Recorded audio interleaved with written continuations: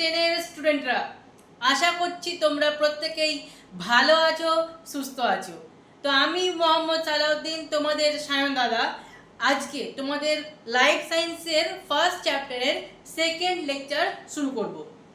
এই চ্যাপ্টারের প্রথম লেকচারে অর্থাৎ একদম ফার্স্ট লেকচারে আমরা এই চ্যাপ্টারে কিছু বিশেষ শব্দ যেগুলো আছে বা টার্মিনোলজি, যেমন সংবেদনশীলতা কি, উদ্দীপক কি, উদ্দীপনা কি, ভৌত উদ্দীপক, রাসায়নিক উদ্দীপক, চলন গমন, চলন গমনের মধ্যে পার্থক্য, এই সম্বন্ধিত আমরা আলোচনা করেছি।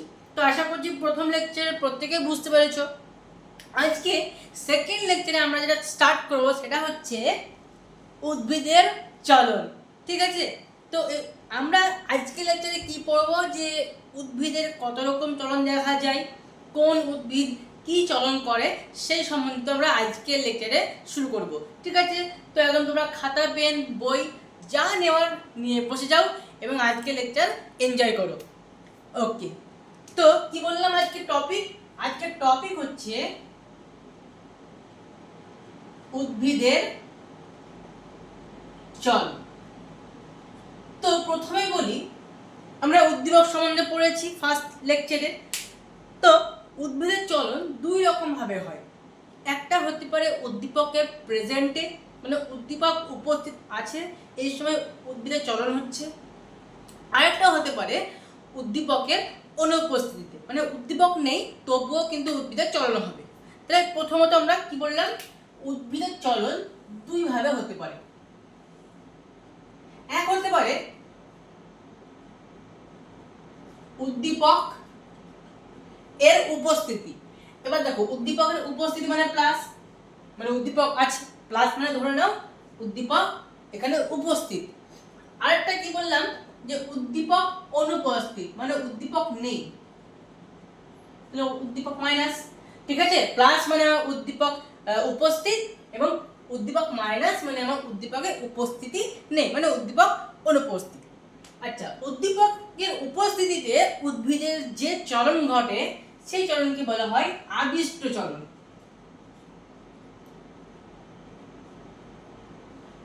কি চলন বললাম? আবিষ্ট চলন। এটা উদ্দীপকের উপস্থিতিতে। আর উদ্দীপকের অনুপস্থিতিতে যে চলন ঘটে তাকে বলা হয় স্বতঃস্ফূর্ত চলন। কি বললাম? তাকে বলা হয় স্বতঃস্ফূর্ত চলন। ঠিক আছে,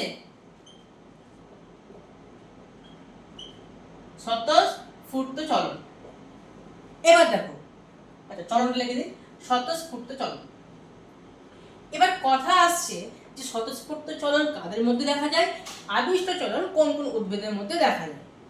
তো প্রথমত বলি, স্বতঃস্ফূর্ত চলন যেটা উদ্দীপকের অনুপস্থিতিতে ঘটে, এটার একটা এক্সাম্পল বা উদাহরণ হচ্ছে যে কুমড়ো, যে লতাগুলো হয় না, কুমড়ো লতা, কুমড়ো গাছ কি হয়, লতানো গাছ, এটা কোনো কিছু সাপোর্ট নিয়ে তবে কি হয়, ধীরে ধীরে সেখানটাকে সাপোর্ট নিয়ে তবে উপর দিকে ওঠে, তাই তো। তো একটা উদাহরণ যদি আমরা বলি এখানে, তো কি হবে, কুমড়ো গাছের লতা।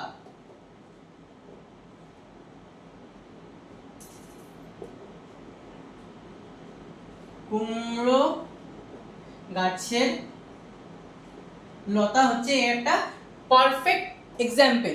ঠিক আছে, কার? স্বতঃস্ফূর্ত চলনের। এবং স্বতঃস্ফূর্ত চলন কি? যেটা উদ্দীপকের অনুপস্থিতিতে উদ্ভিদ দেহে যে চলন ঘটে তাকে বলা হয় স্বতঃস্ফূর্ত চলন। আর উদ্দীপকের উপস্থিতিতে উদ্ভিদ দেহে যে চলন দেখা যায় তাকে বলা হয় কি? আবিষ্ট চলন। এবার এই আবিষ্ট চলনের আবার দুটো ভাগ আছে। আবিষ্ট চলনের আবার দুটো ভাগ আছে, একটা হচ্ছে সামগ্রিক চলন এবং আরেকটা হচ্ছে বক্রতা জনিত চলন। কি বললাম? একটা হচ্ছে সামগ্রিক চলন এবং আরেকটা হচ্ছে বক্রতা জনিত চলন। দুই প্রকার, একটা হচ্ছে সামগ্রিক চলন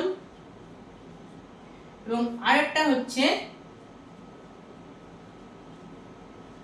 বক্রতা জনিত চলন। ক্লিয়ার? এবার সামগ্রিক চলনকে আমরা এক কথায় কি বলতে পারি, একে কিন্তু গমনও বলা যায়। কেন সেটা পরে বুঝতে পারবে। সামগ্রিক চলনকে মেনলি গমন বলা যায়। এবার দেখো একটা কথা বলি, গমন কেন বলছি আমি পরে বলবো, কিন্তু আমরা আগে বলেছি যে উদ্ভিদ গমন করতে পারে না ঠিকই, কিন্তু ব্যতিক্রম কিছু কিছু উদ্ভিদ আছে, যেমন নিম্ন শ্রেণীর কিছু শৈবাল বলেছিলাম, যেমন ক্ল্যামাইডোমোনাস, ভলভক্স, এরা কিন্তু কি করে, গমন করে। ঠিক আছে, ক্ল্যামাইডোমোনাস, ভলভক্স এরা কিন্তু কি করে, গমন করে। তাই সামগ্রিক যে চলন, সেই সামগ্রিক চলনকে কিন্তু গমনও কিন্তু বলা যায়। এর একটা ভাগ আছে, সামগ্রিক চলনের একটা ভাগ আছে, একে বলা হয় ট্যাকটিক চলন। ট্যাকটিক চলন। স্বতঃস্ফূর্ত চলনের কিন্তু এখন আর কোনো ভাগ নেই, ঠিক আছে, এটা এখানে এন্ড, এখানে শেষ এটা, ঠিক আছে। তাহলে এটা কি বললাম, আবিষ্ট চলনের দুটো ভাগ, সামগ্রিক চলন, বক্রতা জনিত চলন। এবার সামগ্রিক চলনকে আমরা মেইনলি গমনই বলতে পারি। কি বললাম, একে গমন বলা যায়, কারণ পরে বলছি এটা, ঠিক আছে। এটা হয়ে গেল ট্যাকটিক চলন, একটা হয় উদাহরণ হয়ে গেল। বক্রতা জনিত চলন, একে দুটো ভাগে ভাগ করা হয়। বক্রতা জনিত চলন একে দুটো ভাগে ভাগ করা হয়। কি কি, একটা হচ্ছে ট্রপিক চলন আর একটা হচ্ছে ন্যাস্টিক চলন। বক্রতা জনিত চলন এর হচ্ছে দুটো ভাগ, একটা হচ্ছে ট্রপিক চলন এবং আরেকটা হচ্ছে ন্যাস্টিক চলন। ন্যাস্টিক চলন, ঠিক আছে। বক্রতা জনিত চলনের দুটো ভাগ, ট্রপিক চলন আর একটা হচ্ছে ন্যাস্টিক চলন। এবার কোনটা কিভাবে হয় সেটা আমি বলছি। ট্যাকটিক চলন কি, এটা উদ্দীপকের গতিপথ এবং উদ্দীপকের তীব্রতা দ্বারা নিয়ন্ত্রিত হয়। উদ্দীপকের গতিপথ এবং উদ্দীপকের তীব্রতা। ট্যাকটিক চলন এটা কি হলো বললাম, উদ্দীপকের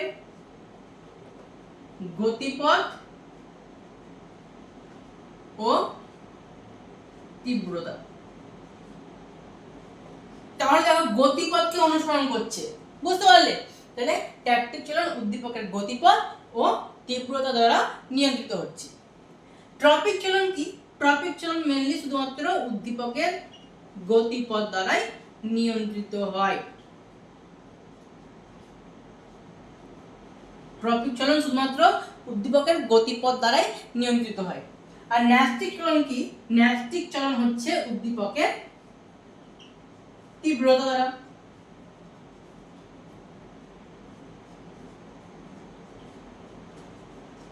তাহলে ট্যাকটিক হচ্ছে উদ্দীপকের গতিপথ তীব্রতা দুটোই, ট্রপিক চলন হচ্ছে উদ্দীপকের গতিপথ, শুধু উদ্দীপকের গতিপথ, আর ন্যাস্টিক চলন হচ্ছে উদ্দীপকের তীব্রতা। এই তিনটে পয়েন্টকে একদম ভালো করে নিজের ব্রেনে আন্ডারলাইন করে নাও।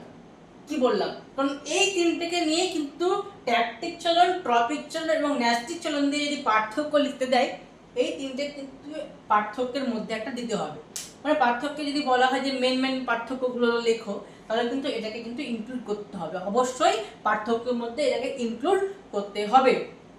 কারণ এটা পার্থক্যের খুব দারুণ একটা পয়েন্ট, যে প্রত্যেকটা চলন তার উদ্দীপকের কোন ধর্মটার উপর নির্ভর করছে। দেখো এটা উদ্দীপকের গতিপথ এবং তীব্রতা দুটোর উপরে নির্ভর করছে ট্যাকটিক চলনটা, কিন্তু ট্রপিক আবার শুধুমাত্র উদ্দীপকের গতিপথ, আবার ন্যাস্টিক চলন কি শুধুমাত্র উদ্দীপকের তীব্রতার উপরে কিন্তু ডিপেন্ড করছে। ঠিক আছে, এই তিনটে পয়েন্টকে কিন্তু বারবার বলছি, তোমরা ভালো করে কিন্তু মাথায় রাখবে, ঠিক আছে। তো এই হয়ে গেল আমাদের ট্যাকটিক, ট্রপিক এবং ন্যাস্টিক চলন। এবার আমরা ট্যাকটিক চলনের কিছু ভাগ দেখব এবং উদাহরণ তাদের মধ্যে, আর ট্রপিক চলনের কিছু ভাগ দেখব, ন্যাস্টিক চলনেরও আমরা ভাগ দেখব। ক্লিয়ার, বোঝা গেল? আচ্ছা, এই জিনিসটা প্রথমে একটু তোমরা ভালো করে দেখো, কি লিখলাম কি বললাম ভালো করে একবার দেখো। কোনো প্রবলেম হলে অবশ্যই তোমরা এতদূর পর্যন্ত কমেন্ট করে জানাবে।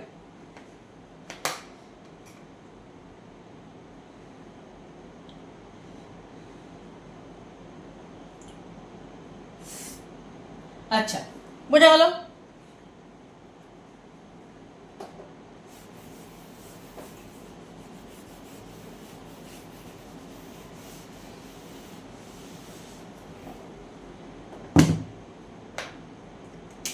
আচ্ছা, এবার দেখো প্রথম আমরা পড়বো ট্যাকটিক চলন। প্রথমে পড়লাম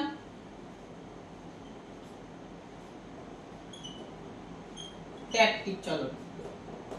তো ট্যাকটিক চলনকে তিনটে ভাগে ভাগ করা যায়। আর প্রথমত বলি এটা কাদের মধ্যে দেখা যায় ট্যাকটিক চলনটা। এটা মেইনলি ক্ল্যামাইডোমোনাস,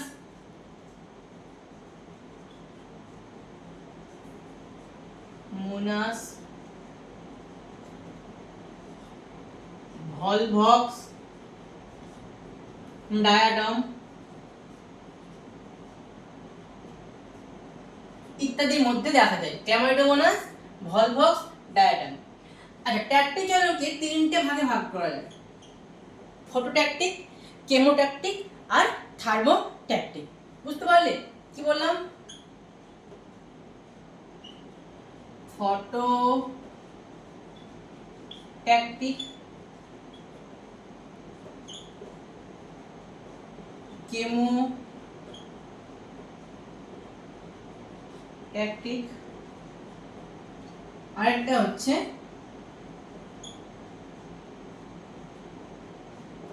থার্মো ট্যাকটিক। কে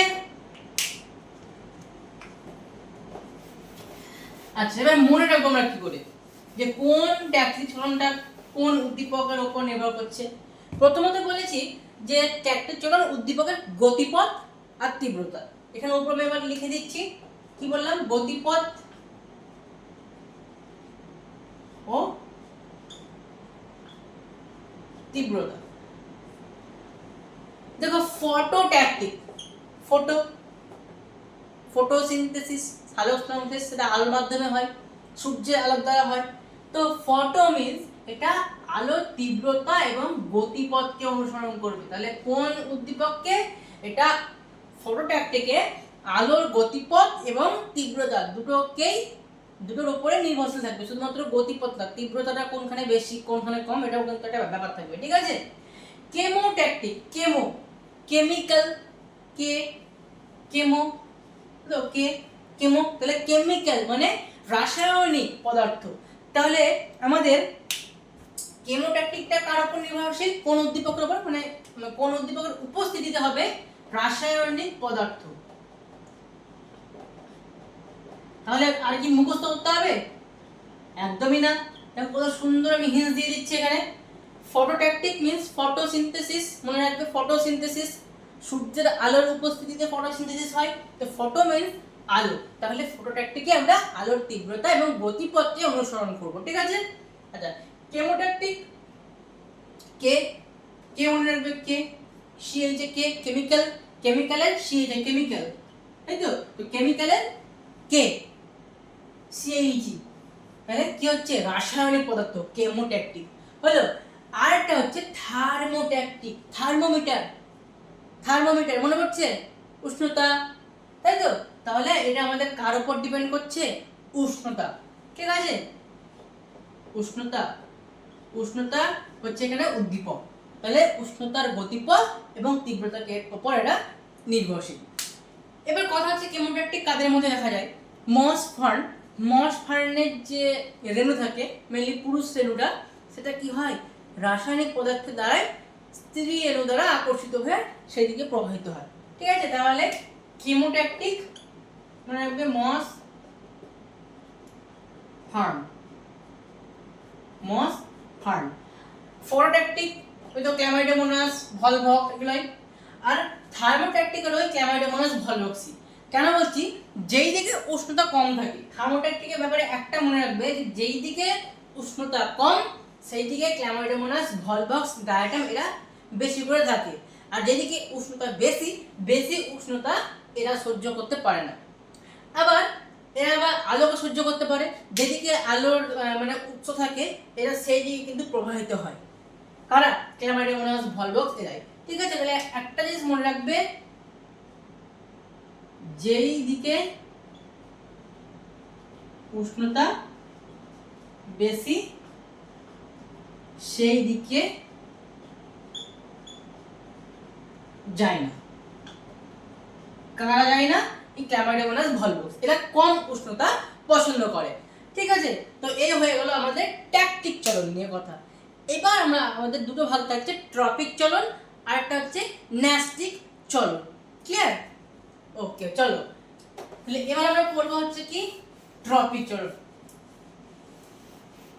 ট্যাকটিক চলনটা নিশ্চয়ই প্রত্যেকে বুঝতে পারলেন। ট্যাকটিক চলনে কি, এখানে উদ্দীপকের গতিপথ এবং উদ্দীপকের তীব্রতা দুটোই কিন্তু নির্ভর করছে।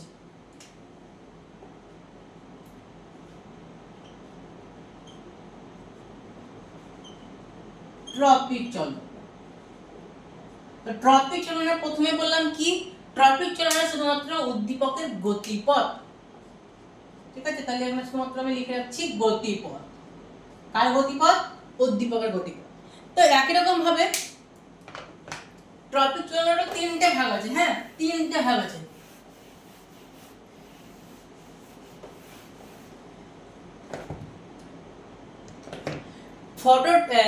ট্রপিক চলনের তিনটে ভাগ আছে, কি কি বললাম?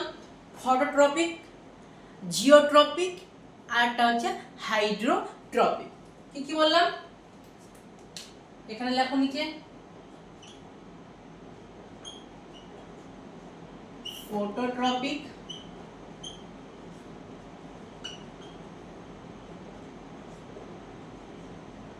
জিওট্রপিক, আর একটা হচ্ছে হাইড্রোট্রপিক।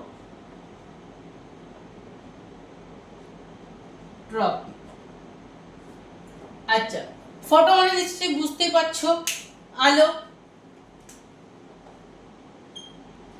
আলো এটা তো বুঝতেই পারছো। জিও, আচ্ছা জিওড আমরা ভূগোলে কি পড়েছি? জিওড মানে পৃথিবীর আকৃতি পৃথিবীর মতনই। তাহলে জিও মানে এখানে পৃথিবী আসবে।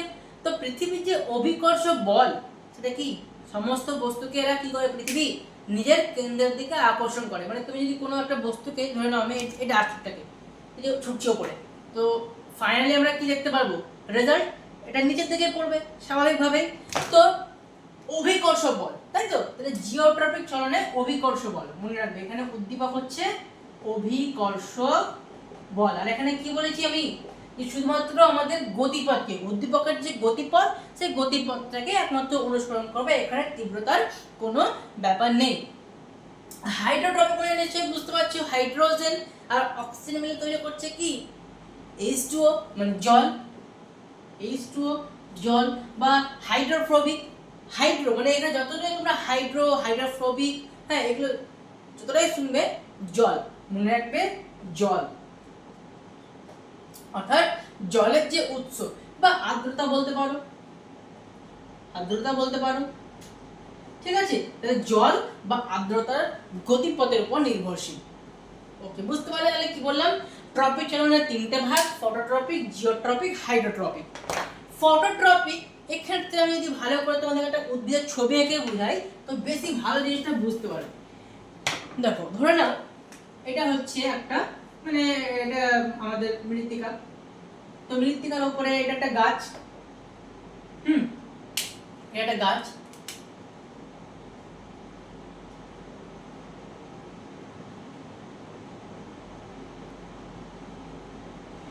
এইখানে আমাদের সূর্য আছে। তো স্বাভাবিকভাবে আমরা কি দেখি, গাছ কি হয়, গাছের পাতা কোন দিকে হেলে যায়? সূর্যের দিকে হেলে যায়। পাতাগুলো কি হয়, সামনের দিকে হেলে যায়, তাই তো? আর মূলগুলো আমাদের এই নিচের দিকে থাকে, তাই তো? তাহলে এই যে পাতাগুলো তারা আলোর দিকে যাচ্ছে, পাতাগুলো আলোর দিকে যাচ্ছে, তাহলে তাদের ক্ষেত্রে আমাদের ফটোট্রপিক চলনটা কি হচ্ছে? পজিটিভ হচ্ছে, কারণ সেটা আলোর দিকে যাচ্ছে, তাই তো? তাহলে আমাদের পজিটিভ ফটোট্রপিক, শুধু ফটো লিখলাম আমি, পজিটিভ ফটো মানে ফটোট্রপিক চলনটা এখানে দিক সূর্যের আলোর দিকে হচ্ছে, মানে আলোর দিকে, তার জন্য পজিটিভ ফটোট্রপিক। কিন্তু আবার যদি তুমি এই মূলগুলোকে দেখো, এই যে মাটির নিচে যে মূলগুলো আছে, এই মূলগুলো কিন্তু এখন আলোর বিপরীত দিকে বৃদ্ধি পাচ্ছে, তাই তো? এগুলো কি আলোর দিকে আছে? না, মূলগুলো আলোর বিপরীত দিকে আছে, পাতাগুলো আলোর দিকে এবং মূলগুলো আমাদের আলোর বিপরীত দিকে। তাহলে এই ক্ষেত্রে আমরা হয়ে যাবে মাইনাস ফটো, মানে এই ক্ষেত্রে মানে আমাদের যেহেতু আলোর বিপরীত দিকে বৃদ্ধি পাচ্ছে, তাই একে বলা হয় মাইনাস ফটোট্রপিক, ঠিক আছে? আচ্ছা, এবার আমাদের জিওট্রপিক পড়ছে। দেখো আমাদের অভিকর্ষ বল নিচের দিকে, কিন্তু এই যে গাছের কাণ্ড, পাতা বা ফুল যদি আমরা বলি, এই প্রত্যেকটা জিনিসই আমাদের অভিকর্ষ বল এই দিকে, নিচের দিকে, কিন্তু এরা বাড়ছে কোন দিকে? বাড়ছে আমাদের উপরের দিকে বাড়ছে, হ্যাঁ কি না? অবশ্যই হ্যাঁ। তাহলে আমাদের উপরের দিকে আমরা যদি এই পাতা, কাণ্ড এগুলোকে যদি ধরি, তাহলে আমাদের মাইনাস জিওট্রপিক, কারণ অভিকর্ষ বলের বিপরীত দিকে বৃদ্ধি পাচ্ছে, তাহলে আমাদের মাইনাস জিও, মানে জিওট্রপিক আমাদের মাইনাস। কিন্তু যদি আমরা অপর দিকে এই মূলগুলোকে ধরি, তাহলে আমরা কি দেখতে পাবো?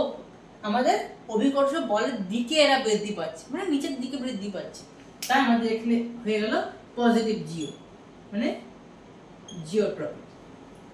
আচ্ছা, এবার চলে যাবো হাইড্রোট্রপিক, জল বা আর্দ্রতা। জল আমরা কোথায় পাবো?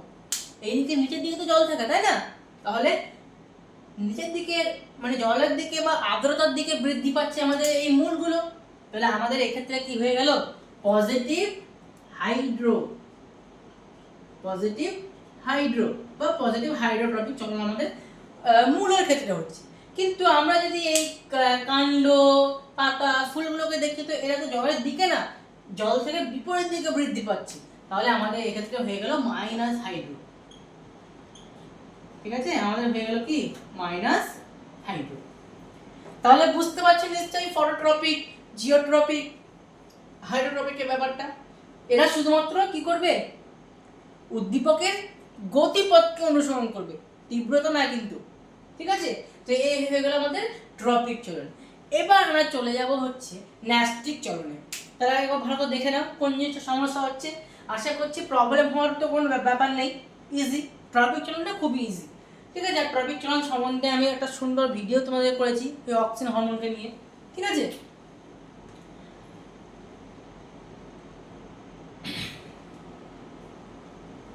আচ্ছা এবার আমরা চলে যাব হচ্ছে ন্যাস্টিক চলনে।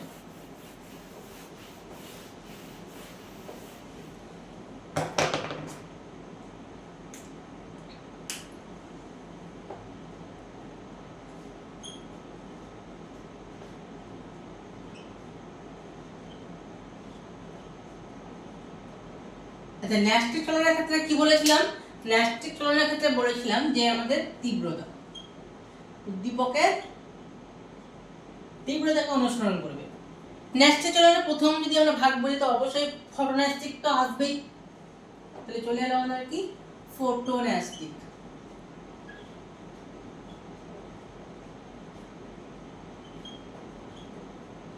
ফটোন্যাস্টিক, থার্মোন্যাস্টিক আছে, কেমোন্যাস্টিক আছে, সিসমোন্যাস্টিক অ্যান্ড নিকটিন্যাস্টিক। এতটুকু পড়লে তোমাদের হবে। ঠিক আছে, কি বললাম? Chemonastic,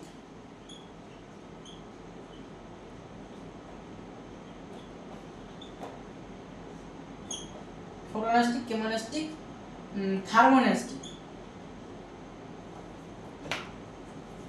photonastic, chemonastic, thermonastic.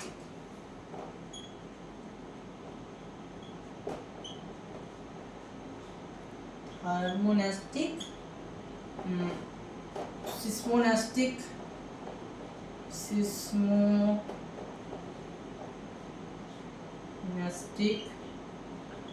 and নিকটিন্যাস্টিক।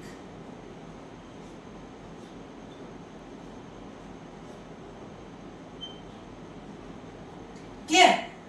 Photonastic মানে নিশ্চয়ই বুঝতে পারছো, এই ক্ষেত্রে আমাদের আলো আসবে, কেমোর ক্ষেত্রে কেমিক্যাল, থার্মোন্যাস্টিকে তাপ, সিসমোন্যাস্টিকে একটা টাচ থাকে, আর নিকটিন্যাস্টিকে আমাদের উষ্ণতা আর আলো দুটোকেই থাকে কিন্তু। ঠিক আছে, তাহলে এইগুলো আর লিখছি না। সিসমোন্যাস্টিকে মনে রাখবে স্পর্শ। ঠিক আছে, স্পর্শ বা চাপ। ঠিক আছে, আর থার্মোন্যাস্টিক মানে বুঝতে পারছো উষ্ণতা, কেমোন্যাস্টিক মানে হচ্ছে রাসায়নিক পদার্থ বা কেমিক্যাল, আর ফটোন্যাস্টিক হচ্ছে আলো। আর নিকটিন্যাস্টিকে আমাদের হচ্ছে আলো ও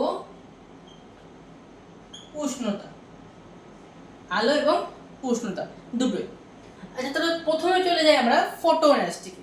ফটোন্যাস্টিকের সব থেকে সুন্দর একটা উদাহরণ যদি আমি বলি, তাহলে সেটা হবে সূর্যমুখী ফুল। ঠিক আছে, সূর্যমুখী।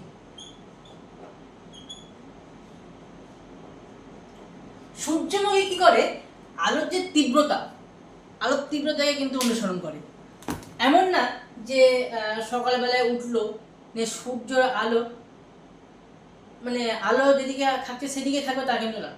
সূর্য যেদিক থেকে যেদিকে যাবে, মানে সূর্য ধরে নাও পূর্ব থেকে পশ্চিমে অস্ত যাচ্ছে, তাই তো?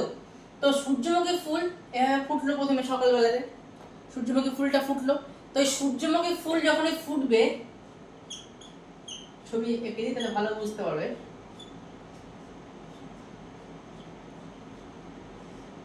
এই সূর্য এখানে আছে, তো সূর্য যখন দিনের যখন যে বেলায় যেখানে থাকবে, এই সূর্যমুখী ফুল কিন্তু তার মুখটাকে সেই দিকে কিন্তু ঘোরাবে।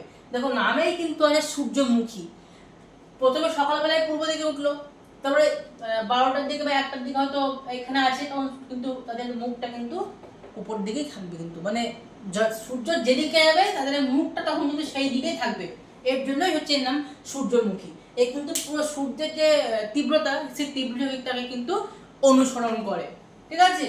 কারণ যখন দেখো সূর্যটা পূর্ব থেকে পশ্চিমে চলে যাচ্ছে, তখন তার তীব্রতা কিন্তু এখন এইদিকে বেশি, এইদিকে তখন তীব্রতা কম থাকবে, তাই তখন মুখটা তারা কিন্তু এই দিকে তারা কিন্তু ঘুরিয়ে নেয়, ঠিক আছে? তার জন্য নামে হচ্ছে সূর্যমুখী। তাহলে ফটো ন্যাস্টিকের সব থেকে ভালো উদাহরণ বললাম কি, সূর্যমুখী। আর সূর্যমুখী ফুলের সূর্যের যে একটা গতিপথ, সেই গতিপথকেও কিন্তু অনুসরণ করে। তাহলে একই সঙ্গে আমাদের এটা কিন্তু বলতে পারো ফটোট্রপিক চলন কিন্তু একটা হয়ে যাচ্ছে, তার সঙ্গে সঙ্গে ফটোন্যাস্টিক চলন কিন্তু হচ্ছে, ঠিক আছে? ফটোন্যাস্টিক এবং ফটোট্রপিক দুটোই কিন্তু আমরা বলতে পারি একটা কমন উদাহরণ হচ্ছে এই সূর্যমুখী, ঠিক আছে? কিন্তু একে ন্যাস্টিক চলনের আন্ডারে রাখা হয়েছে, ঠিক আছে? সূর্য যেদিকে যায় তার গতিপথকে কিন্তু অনুসরণ করে, এবং এর একটা নাম দেওয়া হয়েছে, একে বলা হয় হেলিওট্রপিজম। কি বললাম? একে বলা হয় হেলিওট্রপিজম।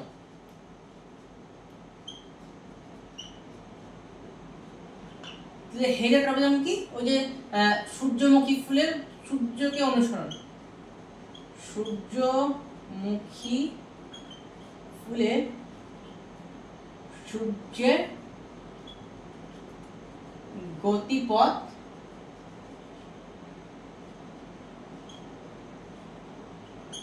অনুসরণ, ঠিক আছে? এ হয়ে গেল আমাদের হেলিওট্রপিজম। আচ্ছা, তারপরে চলে যাচ্ছি আমরা কেমোন্যাস্টিক। কেমোন্যাস্টিক কি হয় দেখো, কেমোন্যাস্টিক আমরা কেমিক্যালের সঙ্গে সম্পর্কিত। আমরা কলসপত্রী ফুল প্রত্যেকের মানে নাম শুনেছি, কেমন দেখতে এরকম হয়, দেখতে কলসির মতন একটা,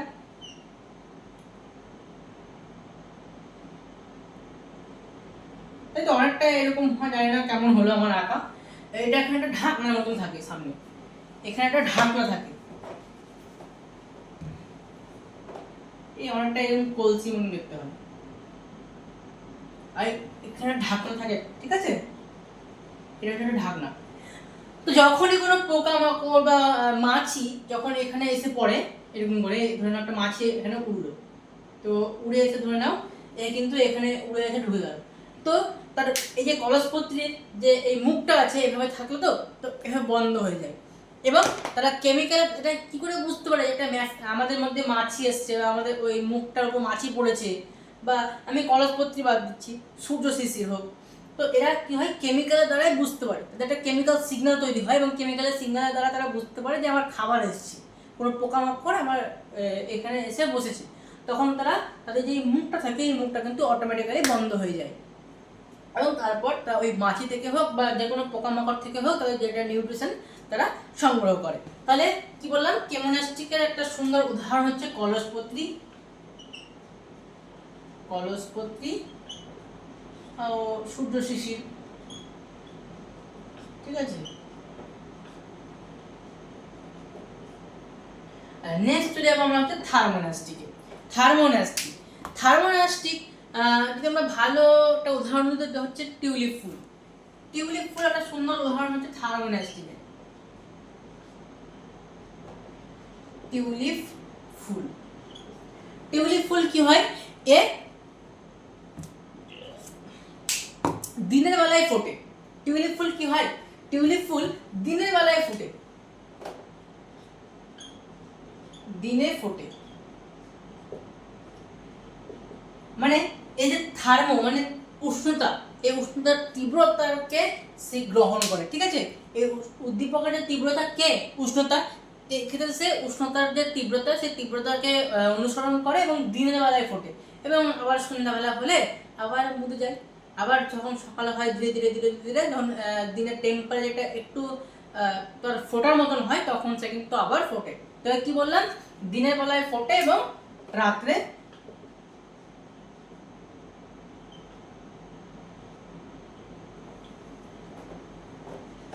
রাত্রে মুদে যায়।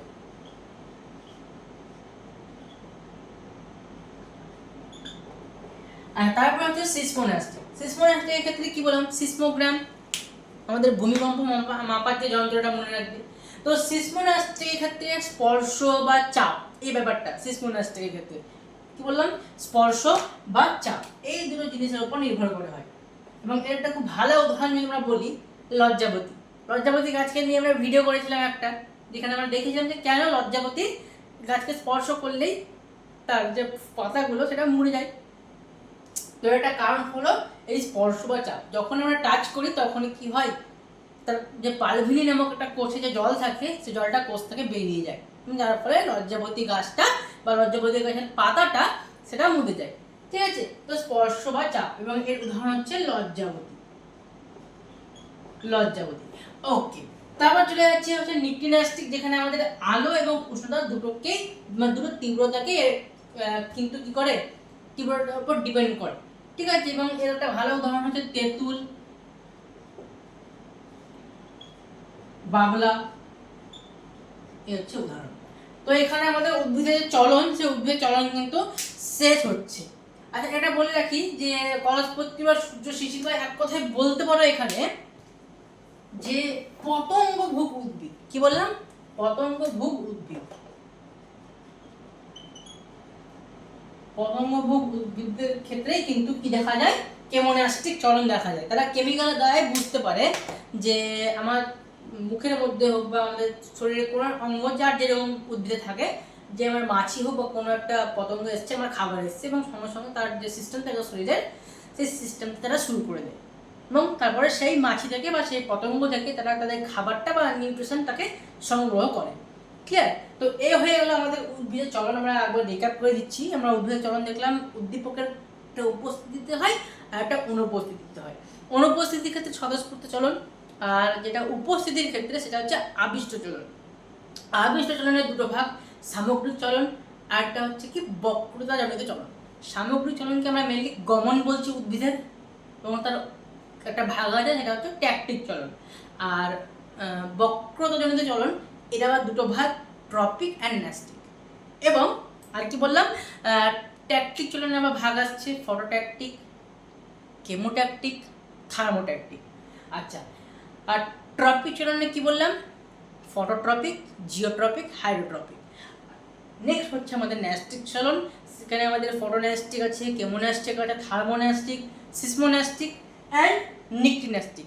ট্যাকটিক চলন হচ্ছে উদ্দীপকের গতিপথ এবং উদ্দীপকের তীব্রতা দুটোর উপরে নির্ভরশীল।